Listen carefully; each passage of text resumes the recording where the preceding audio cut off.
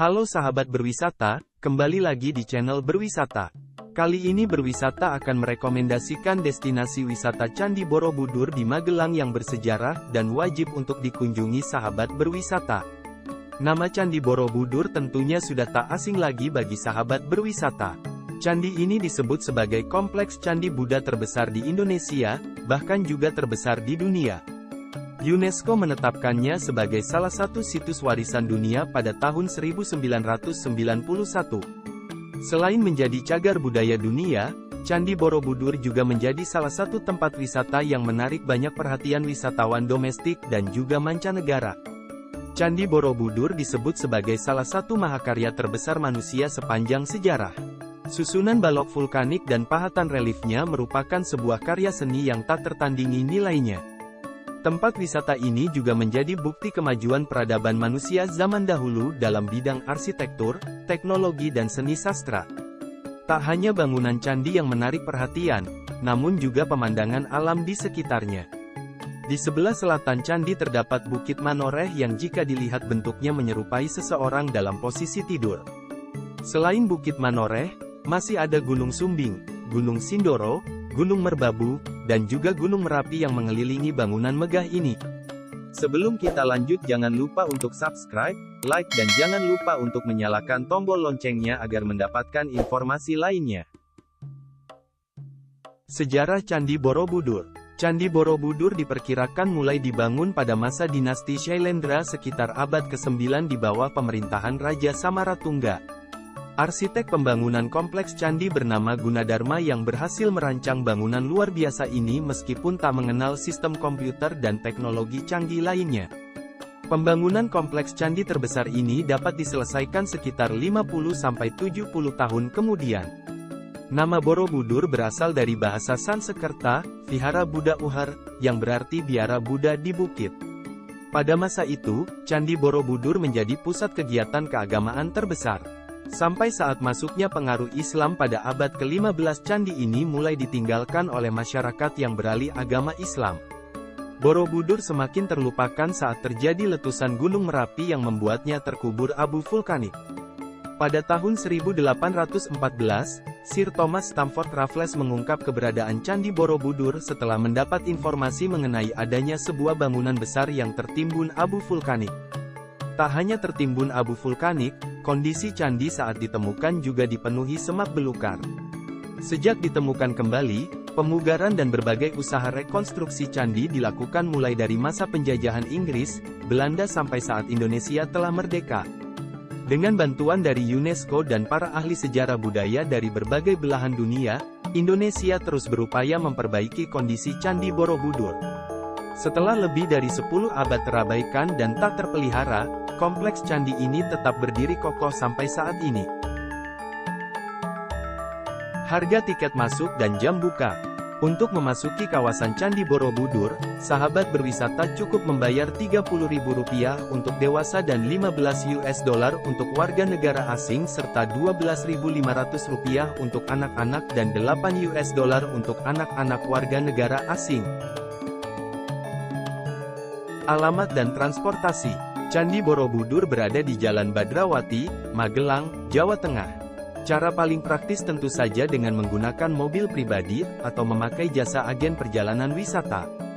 Jika sahabat berwisata memilih transportasi umum, ada banyak bus jurusan Candi Borobudur yang bisa sahabat berwisata temukan di Terminal Giwangan. Apa saja yang bisa dilakukan di Candi Borobudur? Ada banyak sekali hal yang bisa sahabat berwisata lakukan selama berada di kompleks candi Buddha terbesar di dunia ini, di antaranya mempelajari seni sastra dan budaya. Jika sahabat berwisata menyukai seni sastra dan budaya, berada di Candi Borobudur tentunya akan menjadi pengalaman yang menarik sekali. Sahabat berwisata bisa membaca dan mengamati panel relief yang tergambar di dinding candi. Untuk dapat membaca cerita relief ini secara berurutan, sahabat berwisata harus berjalan mengitari candi searah putaran jarum jam yaitu dari kiri ke kanan. Mulailah dari pintu timur di tingkatan terbawah dan berjalanlah memutar sampai kembali ke pintu awal kemudian naik tangga ke tingkatan berikutnya. Lakukan hal ini terus-menerus sampai ke tingkatan teratas untuk mendapatkan cerita yang berurutan dan utuh. Sahabat berwisata mengalami kesulitan membaca cerita di relief? Tak perlu bingung karena ada jasa pemandu yang siap membantu sahabat berwisata. Hunting Photo. Tempat wisata ini menawarkan banyak sekali objek foto yang menarik untuk sahabat berwisata yang penggemar fotografi. Cobalah berkeliling kompleks candi ini dan temukan angle yang pas untuk memotret. Candi Borobudur juga dikenal memiliki pemandangan matahari terbit dan terbenam yang cantik. Datanglah pada momen yang tepat, siapkan kamera sahabat berwisata dan selamat mengabadikan pemandangan cantiknya. Berkeliling kompleks candi. Di kompleks Candi Borobudur terdapat pelataran hijau luas yang bisa sahabat berwisata jelajahi. Selain dengan berjalan kaki, sahabat berwisata bisa menyewa sepeda untuk mengelilingi tempat wisata ini. Sahabat berwisata membawa anak kecil, cobalah untuk naik kereta kelinci yang pastinya disukai anak-anak. Jika ingin mencoba pengalaman yang berbeda, kenapa tak mencoba naik andong untuk berkeliling? Apalagi yang menarik dari Candi Borobudur? Candi Borobudur menjadi salah satu tempat peribadatan berpengaruh bagi umat Buddha di dunia. Setiap tahunnya, kompleks candi ini menjadi pusat perayaan Hari Raya Waisak dan didatangi oleh umat Buddha dari berbagai negara seperti Thailand, Kamboja, Cina dan Tibet. Hari Raya Waisak dirayakan pada saat bulan purnama di bulan Mei atau biasa disebut dengan Purnama Sidi. Puncak dari perayaan Waisak ini mengundang banyak wisatawan baik domestik maupun mancanegara. Pada saat itu dilakukan pelepasan ratusan lampion ke langit beserta harapan terbaik untuk 1 tahun ke depan. Demikianlah informasi mengenai Candi Borobudur beserta dengan lokasi, selamat datang di harga Candi tiket Borobudur. masuk, dan fasilitas kita yang lihat bahwa tersedia. Candi Borobudur ini Bagi sahabat tumpukan berwisata 2 yang juta ingin blok menikmati batu, eksotisme sejarah masa hanya lampau, tumpukan 2 jangan juta ragu blok untuk batu, dan ini mengunjungi tempat destinasi wisata Candi untuk Borobudur. edukasi, untuk belajar Jangan bagaimana lupa untuk seorang selalu jaga mendapatkan kesehatan pencerahan serta menjadi orang yang keselamatan bijak. sahabat berwisata Di dan keluarga. Prambanan juga, tapi Prambanan Jika kamu adalah tertarik Hindu. dengan channel Tapi kalau ini, Borobudur jangan adalah lupa Buddha. untuk Buddha itu dari subscribe, kata like, budaya. dan jangan lupa untuk Jadi menyalakan tombol sebenarnya loncengnya agar bahwa mendapatkan informasi tumpukan 2 lainnya. juta blok batu ini, dindingnya itu ada mata pelajarannya. Jadi nenek moyang sangat cerdas. Jadi dulu belajar tidak berupa tulisan Sanskrit atau Pali atau alfabet ABCD atau Honocoroko, tapi dibuatlah relief. Jadi satu relief. Jadi satu relief itu satu panel, itu satu relief panel. Jadi jumlah totalnya mata pelajarannya ada 1.400 relief panel. 1.460 relief panel. Nggih. Jadi iya, sampai iya. ke atas. Nah, itu dibagi menjadi 3 level atau 3 stadium. Nah, the first stadiumnya, level pertamanya adalah karma. Jadi di sana relief itu ada 160 relief panel menceritakan tentang karma, hukum nature of law. Misalnya hukum sebab akibat, hukum. Misalnya orang menanam mangga, tentunya akan menuai mangga. Nah, kalau filosofi Jawa adalah sopo sing nandur bakal ngunduh wonge pakati. Maka di bawah relief nanti kita bisa tunjukkan relief di karma, karena yang di karma ada dibuka 4 relief panel yang terbuka. Jadi misalnya contohnya orang senang minuman keras, dia drinking alkohol atau narkoba, maka akan efeknya tentu membuat mentalnya ya, iya, illness dan tidak punya future life. Nah, kalau kita sudah bisa memilih yang baik, maka kita akan masuk level stadium kedua namanya dharma atau rupa datu. Nah, kalau ahli arkeolog, ahli sejarah dalam prasasti, kalau arkeolog kan eksak ada prasasinya, itu adalah karma, kama datu, terus rupa datu. Rupa datu itu alam dharma. Jadi kita sudah tidak terkungkung dengan hawa nafsu. Jadi di situ 70-80% sudah bisa mengonter hawa nafsu, sudah bisa melepas karma-karma yang tidak baik. Karena ingin mencapai S3-nya nirvana. Nirvana atau arupa datu, akan tidak rupa bentuk datu dunia. Jadi di stupa itu yang besar itu, Ibu, Pak, itu namanya dunia tanpa bentuk. Di sana sudah bentuk, tidak ada relief lagi, sudah keliling. Circle, no beginning, no ending. Nir itu kan nothing, fana everything. Jadi nirvana has meaning everything is nothing, but we can see everything, don't worry, be happy. Ya kalau bahasa artinya sudah tidak apa-apa karena kita bisa melihat segalanya, maka jangan khawatir, akan menjadi orang yang bijaksana. Jadi intinya wis ora ana apa-apa ning ison delok apa-apa. Itu kalau bahasa Jawa. Maka di atas nirvana tidak rupa bentuk datu dunia, karena di level nirvana kita sudah mencapai pencerahan. Maka di stupa di atas itu semuanya bisa dibagi 8. Nah, nirvana dibagi 3. Nirvana 32 stupa. Nah, terus yang kedua parinirvana 24 stupa, yang maha parinirvana 16 stupa. Semuanya bisa dibagi angka 8 ya? Karena ajaran dasar nenek moyang tadi Gusti, bagusnya hati itu 8 ajaran Hastodharma. Maka ini sebenarnya kan ajaran kejawen ada Saptodharma. Nah, setelah Buddha masuk dikolaborasikan dengan ajaran Jawa. Maka ini sangat spesial. Di India tidak ada, di Thailand, di Burma, maka mereka belajar ke sini.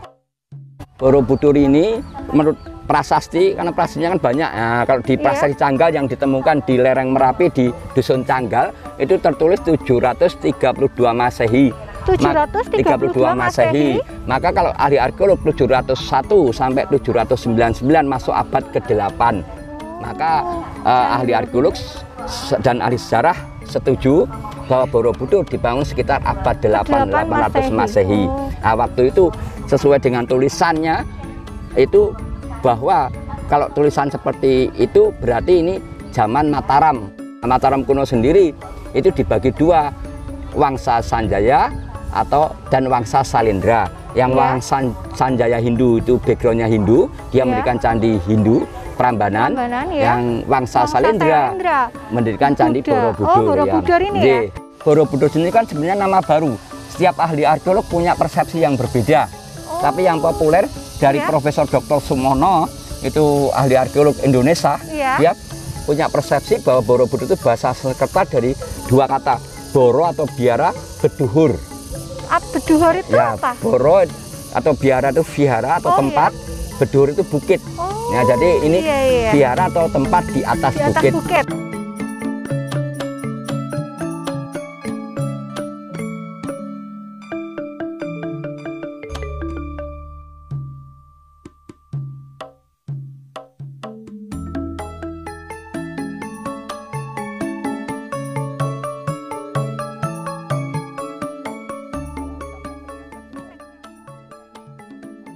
Itu paling atas Hypera Daksina itu berjalan searah jarum jam itu. Berjalan searah jarum jam ya Pradaksina, Pak.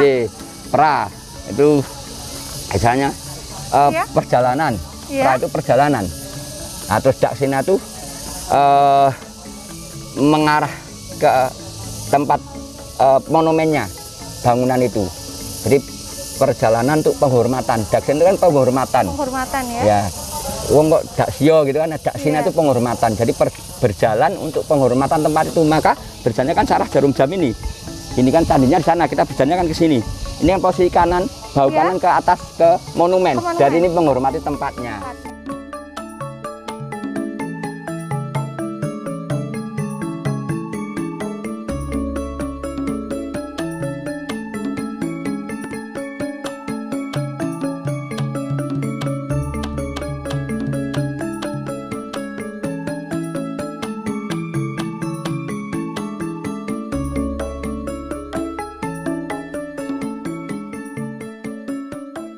Nah, ini 61 tangga. Ini ada 61 tangga, Bapak? Dari bawah sampai ini. 6 tambah 1 kan 7. Itu tadi. Gunungnya ada 7. Pitutannya angka semangat. Nah, untuk meraih wolu, beruntung, kan harus punya 7 dulu. Iya. Ya, ada filosofinya semua. Ada filosofinya ya. Yang kita memang sangat hebat ya. Iya, maka kan kalau belajar Borobudur, toh kita tidak bisa naik ke situ bangunan. Tapi ini adalah edukatif sekali. Jadi untuk anak-anak, mengapa ada singa di depan? Singanya ini juga ada filosofinya. Singa yang ada di candi ini semuanya tersenyum semua. Bisa kita lihat kan senyum itu.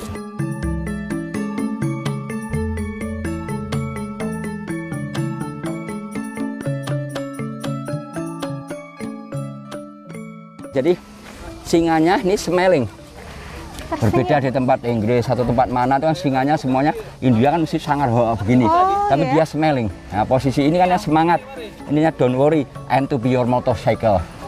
Ya motorcycle-nya kita sampai nirvana, mendapatkan pencerahan enlightenment, terbuka pikiran dan hati kita, tentunya harus punya semangat dan percaya diri. Ini simbol semangat dan percaya diri kendaraannya. Ini ya.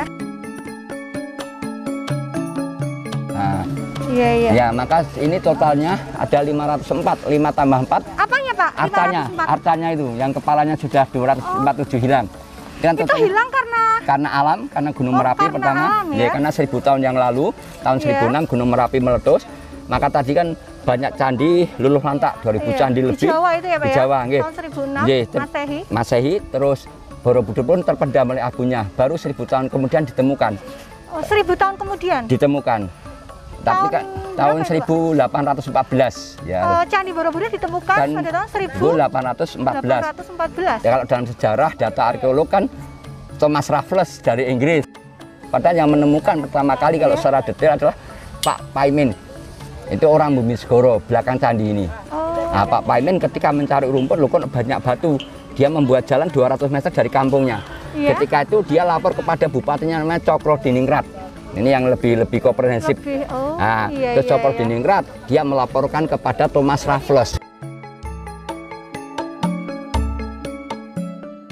Ya, jadi ini Kalamakara. Setiap candi Hindu, setiap candi Hindu atau Buddha mesti ada Kalamakara. Karena ini seni nenek moyang asli, seni Jawa asli.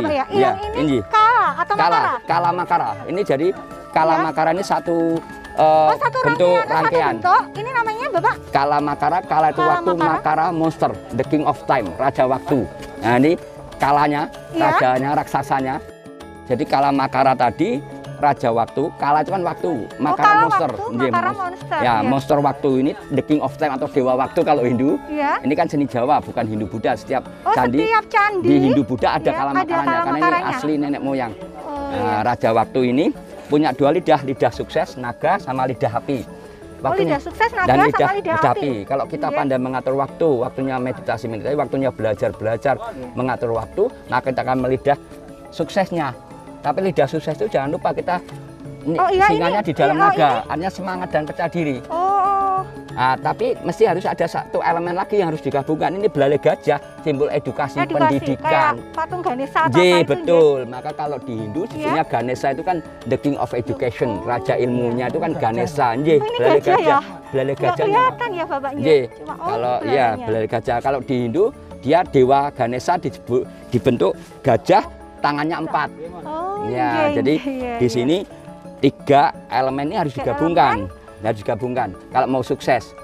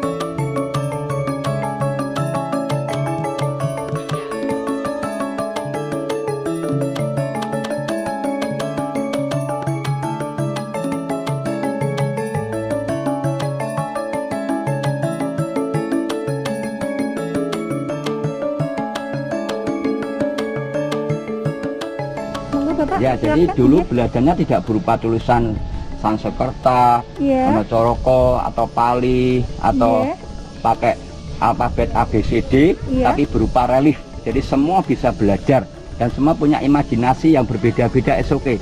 Karena ini misalnya the biggest comic in the world. Karena kalau pakai gambar kan setiap orang punya persepsi yang berbeda. Yang jelas bahwa di Kama Dhatu, Kama itu kan hawa nafsu, dunia hawa nafsu di sini. Nenek moyang sangat cerdas, maka yang di relief panel yang sebelah kiri ini menciptakan yang bad activity, kegiatan yang tidak baik. Yang relief yang kanan, relief panel, ini satu kolam ini yang good activity.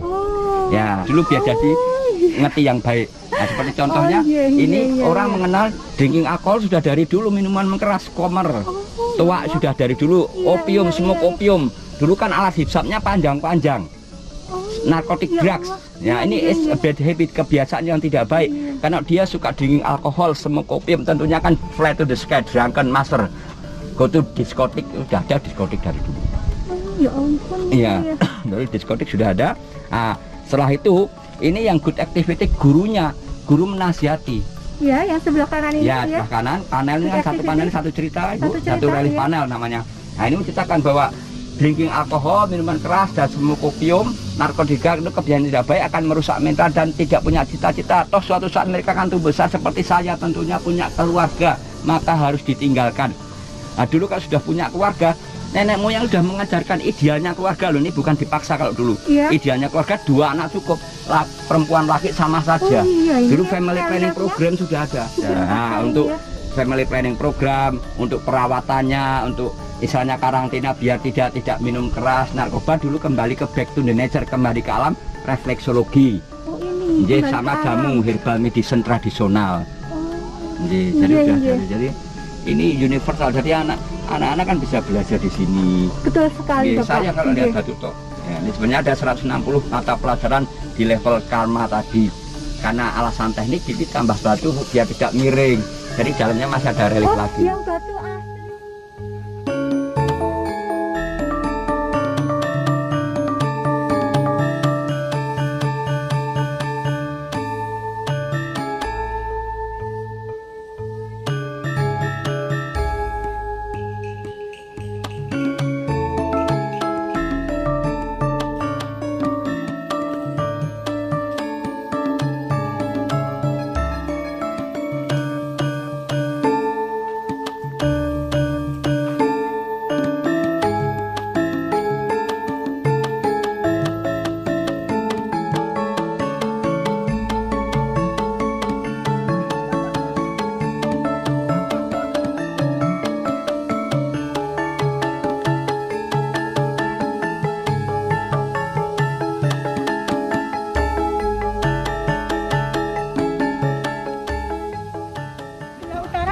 Saya tanya hubungannya ini sama Mendut.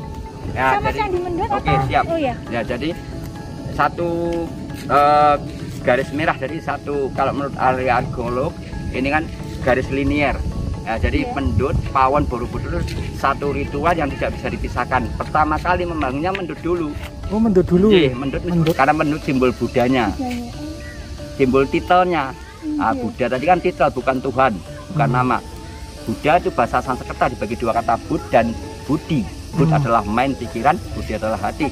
Pikiran sing apik dan hati yang apik. Gusti tadi bagusnya hati. Nah, melakukan ritual jalan ke sini, sainya menuju ke Pawon. Pawon maka mengapa Pawon itu kan kitchen, dapur. Maka di sana desanya namanya Brojonalan. Brojo itu kan wajan, nalan itu panas, wajan sing panas. Oh iya, di Pawon. Pawon itu, maka di sana untuk sesaji-saji dimasukkan buah-buahan. Artinya bersyukur. Nah, maka orang Jawa kan ono sajen-sajen itu untuk bersyukur. Nah, ben opo kalau kita mau meditasi topo kan mesti perlu stamina. Maka mangan dhisik di sana, Pawon, do istirahat di situ. Jadi nginep di Mendut 1 hari, sebenarnya di Pawon 1 hari, baru di sininya 2 hari sampai 3 hari untuk menanti bulan purnama. Bulan purnama sempurna itu kan di jam-jamnya kan berbeda-beda. Dibangunnya sama ya, dalam waktu yang sama. Mendut Rumiyin. Oh, tapi beda tahun atau beda tahun atau? Beda tahun. Kalau Candi Mendut tahun berapa, Bapak? Itu sekitar tahun ya 700-an lah, 700-an. 700 Masehi. Ya, 700 Masehi. Oh, tapi kan masih apa, ya gitu, masih sama. Itu kakeknya Raja Indra. Oh, kalau Candi Samaratungga kan ini. Samaratungga, iya ini Samaratungga itu putranya. Candi Mendut kakeknya Raja Indra. Tapi masih abad ke-8 sama kan, durasi 701 sampai 709 masuk abad 8. Ya, Mendut dulu, itu terus Raja Indra kakeknya, nanti punya putra namanya Samaratungga. Sampai melanjutkan ini. Tapi kan Candi Pawon sama Candi Borobudur. Tapi karena itu sekitar 100 tahun, otomatis kan sudah meninggal. Diteruskan oleh putrinya namanya Dyah Pramudawardhani. Yang finishingnya adalah Dyah Pramudawardhani membangun Candi Borobudur sampai selesai.